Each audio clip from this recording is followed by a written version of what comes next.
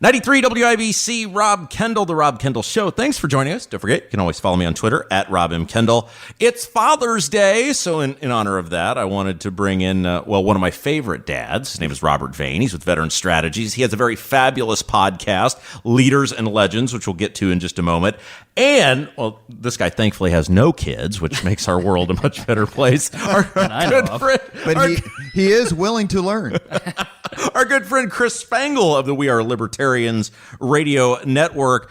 All right, so we are coming in on the first debate for the Democrats. I mean, it is literally right around the corner, and I want to get some perspective on this. Robert, I'll start with you because, you know, you've worked for Greg Ballard, you've talked to many politicians, you've counseled them before these big sort of moments. If you're one of the 20 people qualifying for that stage, what sort of broad talking points are you giving them in a time where, hey, you may only have a minute or two of actual time to talk over two nights? The first thing you have to do is realize why your party lost. I'm currently reading a book on the 1984 presidential elections. Fascinating. Nerd. Fascinating book. Yeah, Spangle's got a girlfriend and I don't. And I don't read, though. Worlds are colliding. And one of the things that Mondale could never... Now, look, it was going to be a bad year for him regardless, but there's a qualitative difference between being competitive and getting 100 and 125 electoral votes in a bad year and losing 49 states and getting 15 electoral votes. And in this book, you really can't... You don't get the sense that Mondale ever figured out why they lost in 80, he and President Carter, and attacked those issues. They didn't vote for us then. What will make them vote for us now? So if I was doing that, I would say, why did Donald Trump win in 2016? So how can we win in 20? How can we reverse that? And the ability to do that, even though he's starting to sell his soul, is what makes Joe Biden most people's choice to beat Donald Trump. If you could talk to Biden and coach him, is he making an egregious mistake by pandering to the left now, and will that hurt him in a general election? Yes. Would you tell him to stop? Yes. But how does he get out of this Democrat primary? Now, I know he can't unless he panders. So it's a double-edged sword.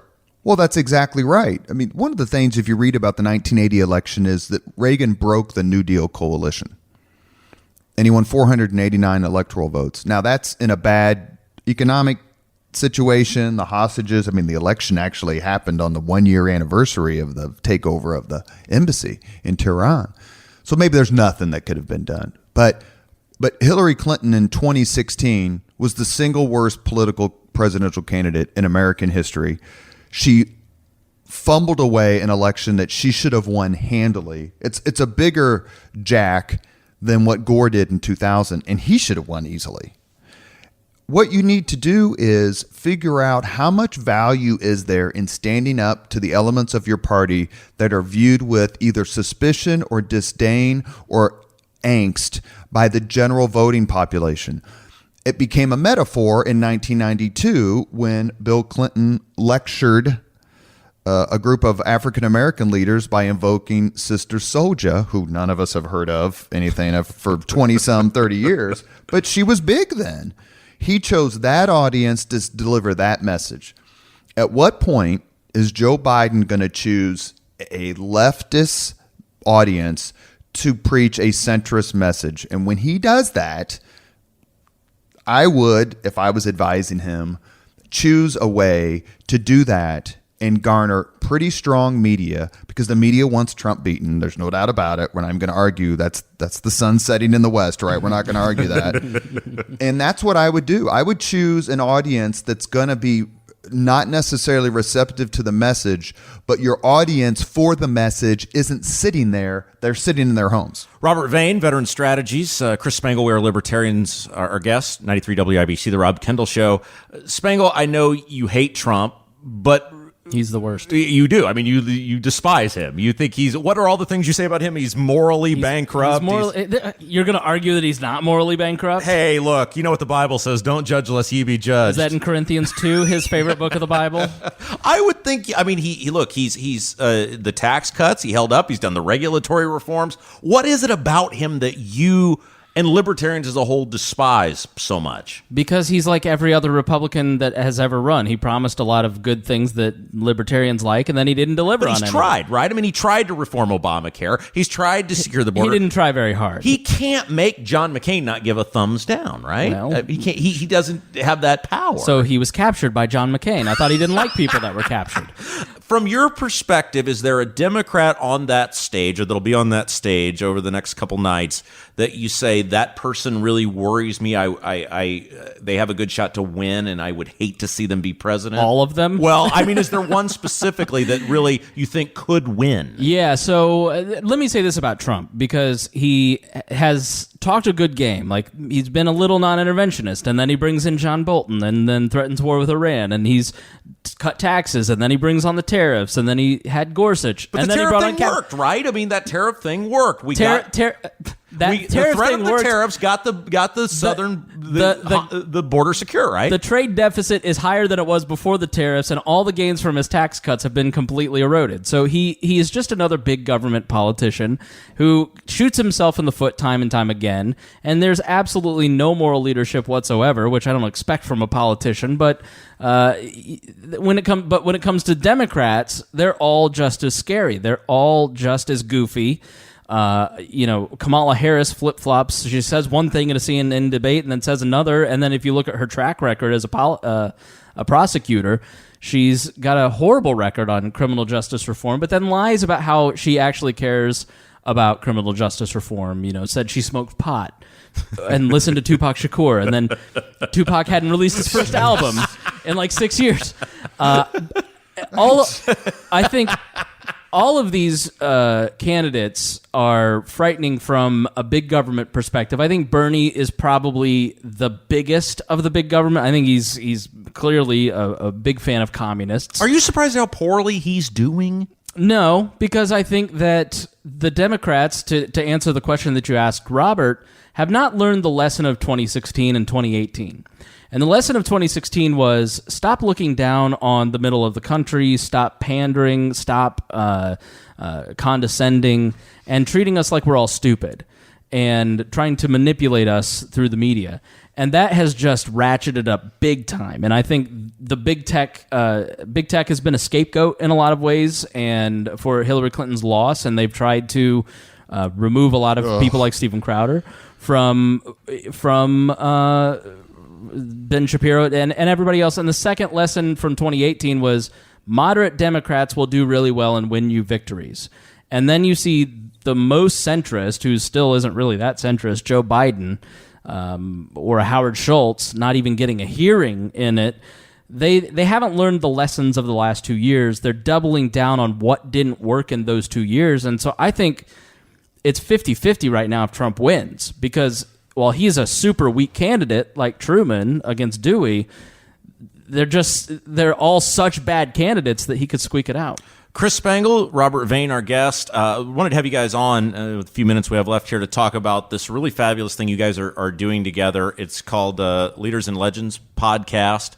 Tell us about it. It's awesome. You have tremendous guests on. This thing is incredible. The biggest guests. Huge. Well, a lot of the credit, quite frankly, belongs to my friend Rachel Coverdale, who's a PR pro, whose husband, Tom Coverdale, former IU point guard, came on the podcast. It was her idea to do a podcast as a way of promoting my veteran business and public relations company, Veteran Strategies, if I may be shameless. No, go for it. And no one is more shameless than Rob. If he has a problem with your shamelessness, my God. Well, my shamelessness usually doesn't include money. So she wanted me to do a podcast as a way of promoting my business. I resisted the idea, quite frankly, because I didn't think I had anything to say in the PR world. That's not where I'm trained. As I jokingly say, I've got my PR training in the 14th century because my graduate degree is in medieval English history. And so, but when I said if I ever did a podcast, what I'd want to do is interview people who've been involved and are involved in the transformation and promotion of Indianapolis. Indianapolis's fate was not sealed. It was not preordained. It's been the remarkable success of this city has been the collaborative effort of Republicans, Democrats, private sector, public sector, philanthropists, the list goes on and on. And we've had a lot of those people on Leaders and Legends. And quite frankly, we wouldn't have Leaders and Legends if it wasn't for Chris Spangle, who's been a terrific friend in all this. And I know your political mentor, Rob. Oh, yes. Yes. And we are having a blast, and we love the response that we've gotten. We did a remembrance show about Richard Lugar, followed it up with a remembrance show about Birch Bayh. I'd love to do one about Andy Jacobs.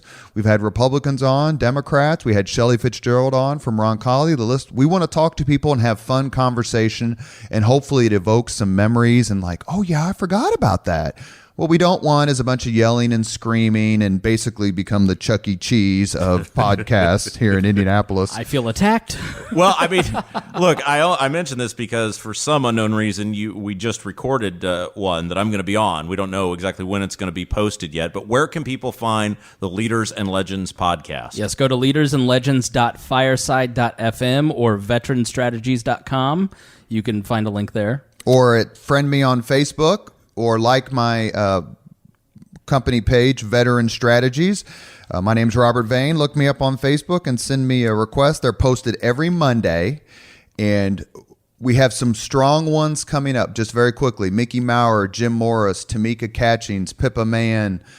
We've also talked to Jack Reinhardt. We've talked to the leader of the Civil War Institute at Gettysburg College, who's actually a graduate of Pike High School.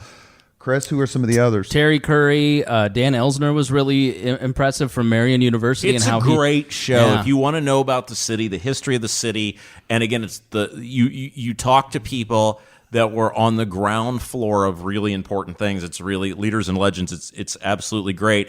And as a little tease, we do get into a little bit about some of my beef with Governor Eric Holcomb. So it's very interesting, and we'll keep people posted on that. As a libertarian who used to be the head of the Indiana Libertarian Party, I am sitting in a room across from people that created the strategies and policies that I argued against for so long, and I find it super fascinating to hear their development, how they got to where they're at, their character. I mean, what you learn over the course of this is that the city is really being managed by a lot of decent people. And it's something that I've always tried to keep in mind is that I used to work for Abdul. And I was an intern, and I was really going after some liberal politician locally, and he cut the mics. This is like in 2005, and he goes, "You realize we have to work with these people. You can say mean stuff, but you have to eventually see them face to face." And it's been an amazing education to kind of see the human side of a lot of the people who have been policymakers and hear why they do what they do. And I think every citizen of Indianapolis, of the donut counties of Indiana, really should listen to this show because you get a totally different perspective than you might read in the newspaper or hear on this radio station. Chris Spangle, the We Are Libertarians Radio Network, Robert Vane of the Leaders and Legends podcast. Thank you, guys. Thank you very much, and thank you for coming on Leaders and Legends. 93 WIBC, Rob Kendall Show.